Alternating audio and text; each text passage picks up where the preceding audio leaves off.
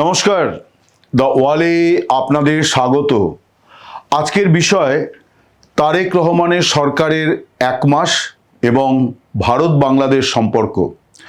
আপনারা যারা বাংলাদেশের নিয়ে আমার ভিডিওগুলো নিয়মিত অনুসরণ করেন, দেখেন, তারা ইতিমধ্যেই জানেন যে তারেক রহমানের সরকারের 1 মাস যেদিন পূর্ণ হলো, অর্থাৎ 16 মার্চ, তারপর দিন 17 মার্চ আমি একটা পূর্ণাঙ্গ ভিডিও করেছিলাম যে তারেক রহমান এই 1 মাসে বাংলাদেশে নতুন কি করলেন এবং তিনি যে বেশ কিছু নতুন বিষয় এনেছেন, অনেক বলা যায় যে ইতিবাচক বিষয় তিনি যে নিয়ে এসছেন বাংলাদেশের প্রশাসনিক মহলে, বিশেষ করে প্রধানমন্ত্রী কেন্দ্রিক যে কার্যসূচি কর্মসূচি, তার মধ্যে তিনি অনেক নতুন বিষয় এনেছেন যেগুলি প্রশংসনীয়।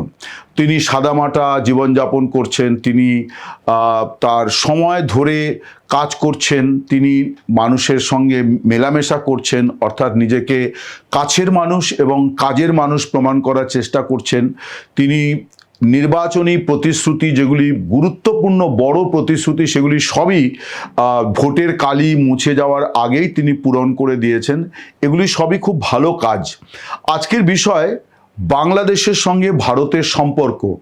এই বিষয়টা এই কারণে প্রাসঙ্গিক যে বিগত যে 18 মাসের সরকারটি ছিল অন্তর্বর্তীকালীন সরকার, মোহাম্মদ ইউনূসের নেতৃত্বাধীন, খুব দুঃখের সঙ্গে বলতে হয় যে এই সময়টি দুদেশের সম্পর্কের জন্যে শুধু তলানিতে পৌঁছেছিল, এটুকু বললেই অনেক কম বলা হবে। বরং বলতে হবে যে এই 18 মাস একেবারে অন্ধকারময়, এবং ইতিহাস নিশ্চয়ই এই ব্যাপারে পূর্ণাঙ্গ বিচার বিশ্লেষণ করবে। আমার অভিমত, আমি বলতে পারি যে মোহাম্মদ ইউনূস তিনি একজন নোবেল শান্তি পুরস্কার প্রাপক, এই রকম একজন বিশিষ্ট ব্যক্তি, কিন্তু তিনি কিন্তু তার পদ মর্যাদা এবং ভাবমূর্তির সঙ্গে মোটেই সহযোগিতা করলেন না, বরং ভিন্ন পথে হাঁটলেন।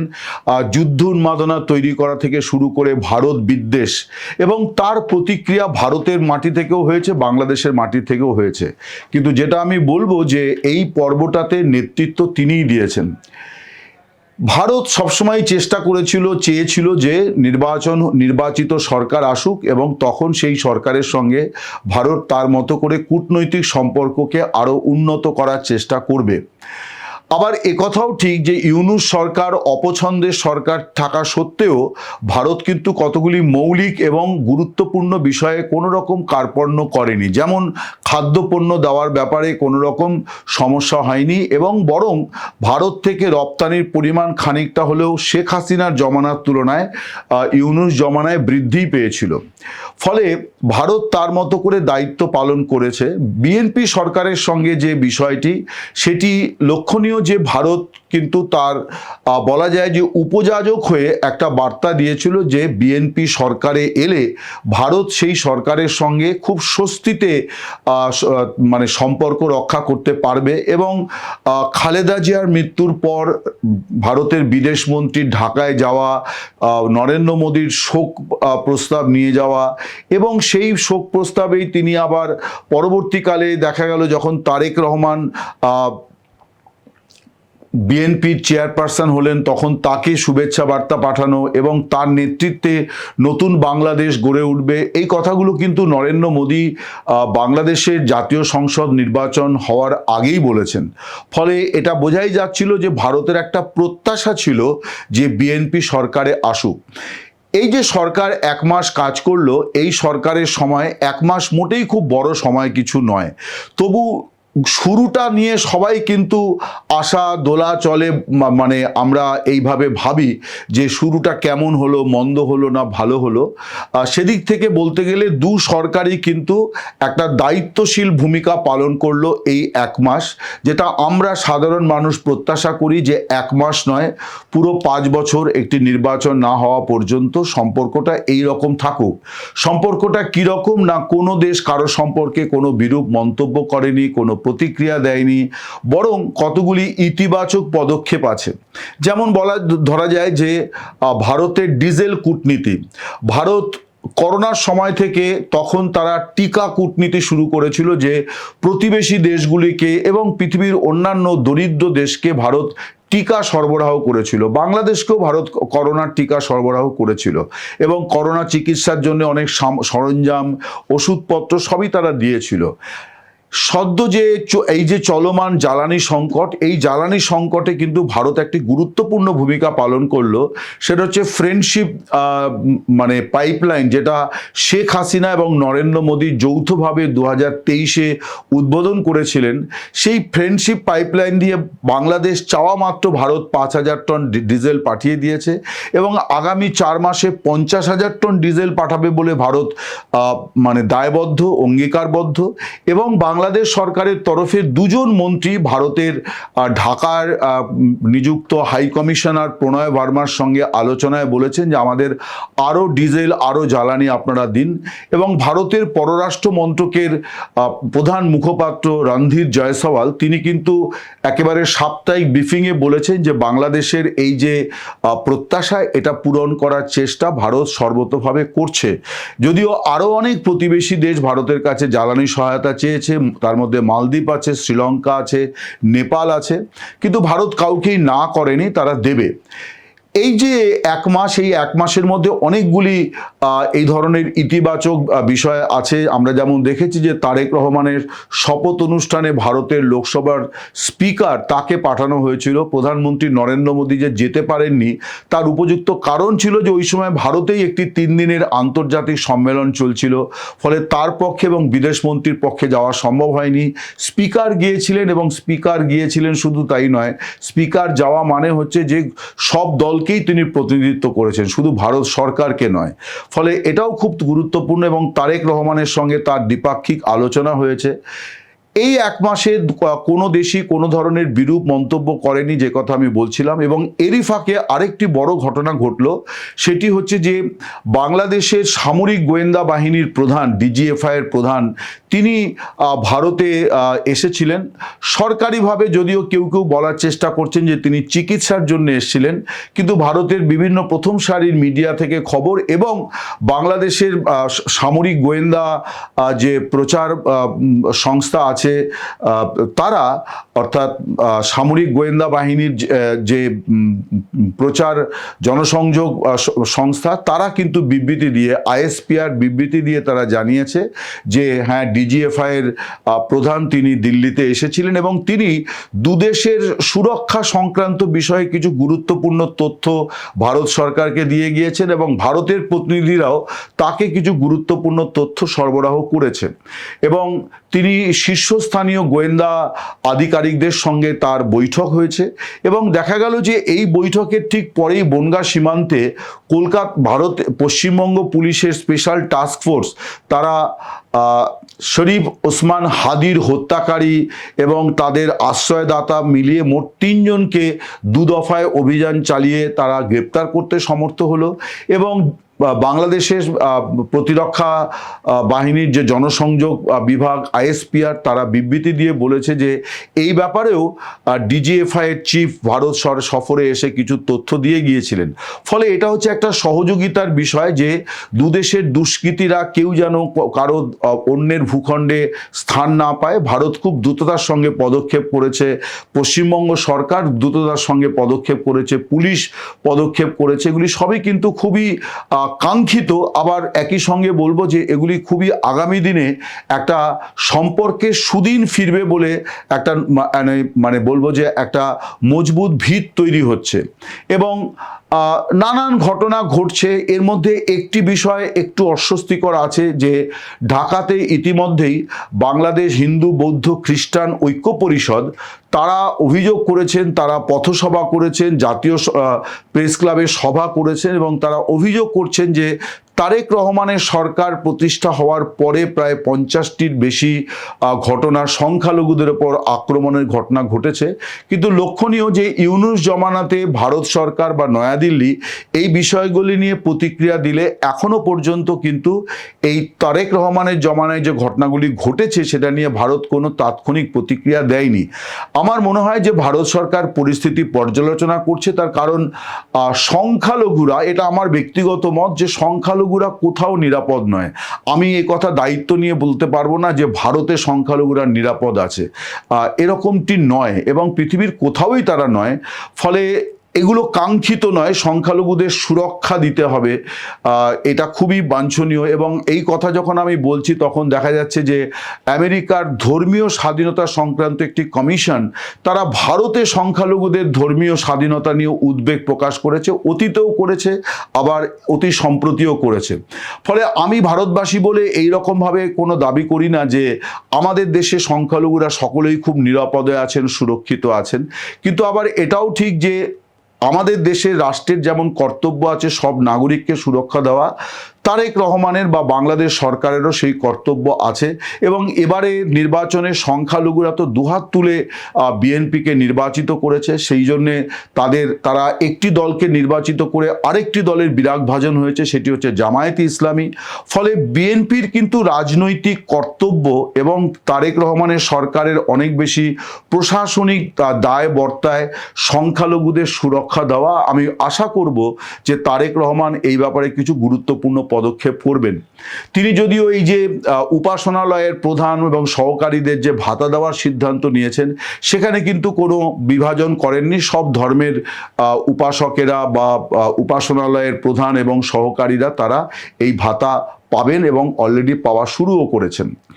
এখন আমি যেটা আসি যে ডিজেল দেওয়ার ব্যাপারে ভারত প্রতিশ্রুতিবদ্ধ এবং আগামী দিনে এটা ধরে নেওয়া যায় যে দুদেশের যে পরিকাঠামোগুলি ব্যবহার করা শুরু হয়েছিল শেখ হাসিনার সময়তে সেগুলিও আস্তে আস্তে চালু হয়ে যাবে। অর্থাৎ ভারতের সমতল থেকে খাদ্যপণ্য, জ্বালানি এগুলি নদীপথে বাংলাদেশের ভেতর দিয়ে আসামে বা ব্রহ্মপুত্র হয়ে আসামে এবং আরও উত্তর পূর্বে পৌঁছে যাবে, যেগুলি শেখ হাসিনার সময়তে চালু হয়েছিল।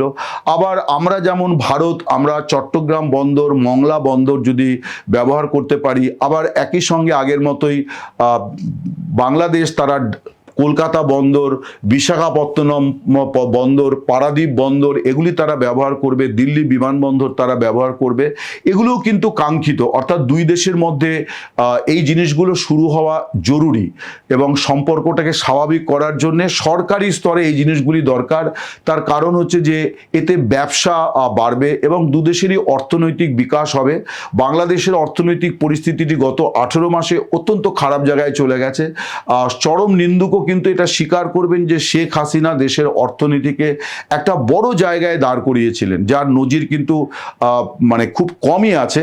আবার ভারতেরও কিন্তু প্রয়োজন তার অর্থনীতিকে আরো বেশি উন্নত করা, ফলে এই বিষয়গুলি দরকার। কিন্তু আমি আজকে আরেকটি বিষয় আপনাদের সামনে বলতে চাই, সেটি হচ্ছে যে জমানা নির্বিশেষে সবসময় আমরা শুনে থাকি যে পিপলস টু পিপলস রিলেশন, অর্থাৎ দুদেশের জনগণের মধ্যে সম্পর্ক। আমি বাংলাদেশে নির্বাচন কভার করতে গেছিলাম, আমরা কয়েকজন সাংবাদিক গিয়েছিলাম। আমাদের কয়েকজন সাংবাদিককে কলকাতার একটি থিঙ্ক ট্যাঙ্ক যারা বাংলাদেশ এবং ভারত সম্পর্ক নিয়ে কাজ করে তারা ডেকেছিল যে নির্বাচন পরবর্তী দুদেশের সম্পর্কের বিষয়ে আমাদের কি অভিমত। তো আমি আমার যে অভিমতগুলি বলেছি তার দুটি বিষয় আমি আপনাদের সামনে বলতে চাই। আমার মনে হয় যে ভারত বাংলাদেশ সম্পর্কের বিষয়টিতে যে কোনো দেশের মধ্যেই সম্পর্কের ক্ষেত্রে পিপলস টু পিপলস কানেকশন অর্থাৎ জনগণের মধ্যে সম্পর্ক অত্যন্ত অগ্রাধিকার পাওয়া উচিত। কিন্তু ভারত পাকিস্তান বা ভারত বাংলাদেশ সম্পর্কের ক্ষেত্রে এটা 1 নম্বর প্রায়োরিটি, অর্থাৎ প্রায়োরিটি তালিকাতে 1 নম্বরে থাকা উচিত। বিশেষ করে বাংলাদেশের সঙ্গে সম্পর্কের ক্ষেত্রে তো অবশ্যই, তার কারণ আমরা দুদেশ রক্তের বন্ধনে আমরা আবদ্ধ এবং শুধু তাই নয়, আমাদের দুদেশের মানুষের মধ্যে একটা আবেগও আছে পরস্পরের সঙ্গে মিলিত হওয়ার। তো আমি মনে করি যে এই যে ভিসা 18 মাস ইউনূস জমানায়, আমি মনে করি ভারত বাংলাদেশ দুদেশই ছেলে মানুষই করেছে। এইভাবে ভিসা বন্ধ করে দিয়ে হাজার হাজার মানুষের যে ক্ষতি তারা মানে এই সময়টাতে হলো, যেমন বাংলাদেশে বহু মানুষ এখানে চিকিৎসা করাতে পারলেন না, তাদের শারীরিক অবস্থার অবনতি হলো, কেউ কেউ মারাও গেলেন। আবার এখান থেকে অনেকে MBBS পড়তে যান বাংলাদেশে, তারা যেতে পারলেন না। ওই দেশের ছেলেমেয়েরা আমাদের এখানে সময় মতো স্কুল মানে উচ্চশিক্ষায় ভর্তি হতে পারলেন না। পর্যটন সম্পূর্ণ বিপর্যস্ত হলো। কলকাতায় তো হাসপাতাল, নিউ মার্কেটের মতো বাজার, এগুলি সবই মানে তুমুল আর্থিক সংকটের মধ্যে পড়েছে। আমাদের এখানে যারা পর্যটনের কাজের সঙ্গে যুক্ত, রিক্সা চালক থেকে পানওয়ালা থেকে হোটেল মালিক, ট্রাভেলার্স, সকলেরই কিন্তু একটা ব্যাপক ক্ষতি হলো। আমার মনে হয় যে এই ধরনের যখনই দুটি দেশের মধ্যে কোনো একটা বিবাদ হবে, বিবাদের জন্য সবসময় বদলা নেওয়ার জন্য যদি আমরা ভিসা বন্ধ করে দিই, তাহলে কিন্তু বিবাদ কোনোদিনই কমবে না, বরং দুদেশের মানুষের মধ্যে এই সম্পর্কটাকে যদি আমরা বিতর্ক বিবাদের সত্ত্বেও বজায় রাখতে পারি, তাহলে দুদেশেরই মঙ্গল, অর্থনৈতিক প্রগতি সম্ভব এবং একটা শান্তি বিরাজ করার পরিস্থিতিও তৈরি করা সম্ভব। আমার মনে হয় সেই কারণেই আরও এক ধাপ এগিয়ে দুদেশকেই ভাবা উচিত অন অ্যারাইভাল ভিসা, অর্থাৎ এই যে ভিসার জন্য দীর্ঘ সময় অপেক্ষা করতে হয়, উপযুক্ত কাগজপত্র নিয়ে কেউ যদি সীমান্তে এসে হাজির হন, তাকে সঙ্গে সঙ্গে সেখানেই ভিসা দিয়ে দেওয়া, সেটা সে এয়ারপোর্টে আসুক বা স্থলবন্দরে আসুক বা নদী বন্দরে আসুক।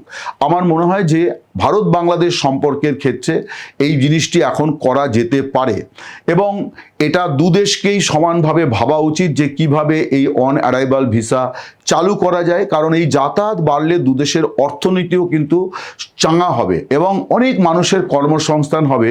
একটা বড় কারখানা না করে, একটা বড় বাজার তৈরি না করেও আমরা যদি কিছুটা কর্মসংস্থান বৃদ্ধি করতে চাই, তাহলে কিন্তু আমাদের দুদেশের মানে কর্তাদের হাতেই এই সহজ পথটি আছে। আমার মনে হয় যে এখানে অনেকে অনেক রকম বলেন যে অমুকে এসে এখানে থেকে যায়, জঙ্গিরা ঢুকে পড়বে। আমার মনে হয় যে এগুলি খুবই মানে ছেলে মানুষই কথা। তার কারণ আমাদেরও নিরাপত্তা বাহিনী আছে, আমাদেরও গোয়েন্দা আছে, বাংলাদেশেরও আছে।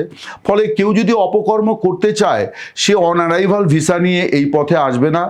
দুদেশের মধ্যে যাতায়াত করার অসংখ্য ব্যবস্থাপনা আছে, বরং সাধারণ মানুষের মধ্যে মেলবন্ধনের জন্য অন অ্যারাইভাল ভিসা চালু করে দেওয়া উচিত বলে আমার মনে হয়। তাতে অর্থনৈতিকভাবে দুদেশ লাভবান হবে। আমার দ্বিতীয় প্রস্তাবটি হচ্ছে অ্যানসেস্ট্রাল ট্যুরিজম বা ভিটে পর্যটন বা ভিটে দর্শন। অর্থাৎ এই যে আমরা পশ্চিমবঙ্গের একটা বিপুল সংখ্যক মানুষ আছি, আসামে আছে, মেঘালয়ে আছে, ত্রিপুরায় আছে, যাদের পৈতৃক ভিটে বাংলাদেশে আছে। আমি যেমন আমার প্রথম বাংলাদেশ সফরে একটা বড় অংশ কেটেছিল আমাদের পৈতৃক ভিটে খুঁজে বার করা এবং সেই ভিটে পরিদর্শন এবং সেখানকার ছবি তোলা, তাদের সঙ্গে কথা বলা, গল্প আড্ডা দেওয়া, সেটা একটা মানে অভিনব মানে অভিজ্ঞতা। এবং আমরা যখনই কেউ বাংলাদেশে যাই, পাড়ার কেউ জানতে পারলে তারা বলে যে তুমি কি ওই অমুক দিকটায় যাবে, তাহলে আমাদের ওইখানে বাড়ি ছিল, যদি দেখে আসতে পারো, এই হচ্ছে ঠিকানা। তো তার মানে মানুষ কিন্তু শেকড়ের সন্ধানে সবসময় থাকে, শেকড় মানুষকে সবসময় টানে। তো আজকে আমাদের দুটো দেশের মধ্যে সীমারেখা আছে, রাজনৈতিকভাবে আমরা আলাদা, দুটো স্বাধীন সার্বভৌম দেশ, কিন্তু আমরা অন্তরের এই যে টান, অর্থাৎ ভিটে পরিদর্শন, ওপারেও কিন্তু প্রচুর মানুষ আছেন, প্রায় 70 লক্ষ মানুষ তো সেই সময় এপার ওপার করেছেন। আমাদের এখান থেকে বহু পরিবার যারা ওপারে চলে গিয়েছেন, তাদের ভিটেগুলি এখানে রয়েছে। হ্যাঁ, বিনিময় হয়েছে, কিন্তু ভিটে ভিটেই। কেউ যদি তার বাড়ি বিক্রিও করে দেয়, তারপরেও কিন্তু সে একটা সময় চেষ্টা করে সেই বিক্রি করে দেওয়া বাড়িটাও একবার গিয়ে দেখে আসা, কারণ আফটারঅল নিজের বাড়ি, নিজের ভিটা। কেউ যদি তার জমি বিক্রিও করে দেয়, করে শহরে চলে আসে, চেষ্টা করে বছরে একবার বা 5 বছরে একবার সেই ভিটা পরিদর্শন করতে যায়। আমার মনে হয় যে এই দুদেশের মধ্যে যদি ভিটা পরিদর্শনের পরিকল্পনা চালু করা যায়, পর্যটন চালু করা যায়, বিপুল কর্মসংস্থান সম্ভব হবে। এবং দুই দেশ যদি মুখোমুখি বসে এর জন্য একটা স্কিম তৈরি করে যে এই ভিটে পরিদর্শনের জন্য কেউ যদি যান, তাহলে তাকে এই এই এই এই সহায়তা দেওয়া হবে, অর্থাৎ তিনি হোটেলে কিছু ছাড় পাবেন, তিনি অন্যান্য কিছু সুযোগ সুবিধা পাবেন, তার নিরাপত্তা নিশ্চিত করা হবে। এইগুলো যদি করা যায়, তাহলে আমার মনে হয় যে আমাদের মধ্যে আত্মিক বন্ধনটা আরও ভালো হবে। ফলে তখন আর আমাদের মধ্যে এই যুদ্ধ উন্মাদনা, কথায় কথায় কেউ বলছে কলকাতা নিয়ে নেব, কেউ বলছে গুয়াহাটি নিয়ে নেব, কেউ বলছে চট্টগ্রাম নিয়ে নেব, অত্যন্ত ছেলে মানুষই কথাবার্তা। এবং খুবই দুর্ভাগ্যের এবং দুঃখের সঙ্গে বলতে হয় যে আমাদের সাংবাদিক বন্ধুদেরও কেউ কেউ এই যুদ্ধ উন্মাদনাকে উস্কেছেন। তো যাই হোক, আমার মনে হয় যে ভিটে পরিদর্শন, এবং এটা আরও একটি কারণে দরকার যে আমাদের দুই দেশেই কিন্তু আমাদের পূর্বপুরুষদের অনেকেরই ভিটে রয়েছে। সেই ভিটেগুলো যাতে সংরক্ষণ করা হয়, সেইগুলির যাতে যত্ন আত্তি করা হয়। দুদেশের মানুষ যখন এই যাতায়াতটা শুরু করবেন তখন স্বাভাবিকভাবেই সেই দেশের সরকার এবং স্থানীয় প্রশাসন তারা এই গুরুত্বপূর্ণ ভিটেগুলো, মনীষীদের ভিটেগুলো প্রতি আরও বেশি তারা যত্নবান হবেন। সেগুলি যাতে প্রমোটিং না হয়ে যায়, সেগুলি যাতে বেহাত না হয়ে যায়, ভেঙে মানে নিশ্চিহ্ন না হয়ে যায়, সেদিকে তারা সতর্ক থাকবেন। যেমন আমরা তো জানি যে 18 মাসেই দেখা গেল যে সত্যজিৎ রায়দের পৈতৃক ভিটে, সুকুমার রায়ের পৈতৃক ভিটে, উপেন্দ্র কিশোরের পৈতৃক ভিটে, সেই ভিটে কিভাবে বেদখল হয়েছে। ঋত্বিক ঘটকের যে বাড়ি, সেই বাড়ি কিভাবে ভেঙে একটি হোমিওপ্যাথি মেডিকেল কলেজ তারা তাদের জায়গাটা দখল নিয়ে নিল। এখন যদি নিয়মিত এই বাড়ি পরিদর্শনের চেষ্টা থাকতো তাহলে স্থানীয় প্রশাসনের ওপর কিন্তু একটা চাপ থাকতো যে না, এই বাড়িটা ঋত্বিক ঘটকের বাড়ি, এটাকে রক্ষা করতে হবে। যেমন সুচিত্রা সেনের বাড়ি খুব মর্যাদার সঙ্গে সংরক্ষিত আছে, কিন্তু কতদিন থাকবে কেউ কিন্তু জানে না। কিন্তু যদি নিয়মিত এপারের মানুষ সুচিত্রা সেনের ভিটে পরিদর্শন করেন, জ্যোতি বসুর ভিটে আছে এবং আরও অনেক মহান ব্যক্তিদের আছে, মানে আমি এক লহমায় সেই নামগুলি সব মানে বলতেও পারবো না। বিশিষ্ট যারা আমাদের, তাদের জন্মস্থান আছে, তাদের ভিটে মাটিগুলি আছে, সেগুলো কিন্তু এই স্মৃতিগুলো আমরা রক্ষা করতে পারবো। অর্থাৎ ইতিহাসের কিছু আকরকেও আমরা কিন্তু এই ভিটে পরিদর্শনের পরিকল্পনা দিয়ে চালু রাখতে পারবো। ফলে আমার মনে হয় যে 1 মাস বড় কিছু সময় নয়, কিন্তু 1 মাস একটা শুভ সূচনার ইঙ্গিত দিয়েছে। আমরা আশাবাদী, আমি আশাবাদী সবসময় যে আমাদের দু দেশের মধ্যে সম্পর্ক ভালো হবে এবং এই সম্পর্ক যথার্থই নাগরিকদের মধ্যে হোক, আমাদের নাটক, সিনেমা এগুলির বিনিময় হোক, আমাদের দু দেশের মধ্যে আলাপ আলোচনা হোক, নানান বিষয় নিয়ে বিতর্ক হোক, গল্প আড্ডা হোক, এই সব কিছু হলে পরে আমার মনে হয় যে আমাদের দু দেশেরই মঙ্গল হবে। নমস্কার, শুভরাত্রি, সকলে ভালো থাকবেন।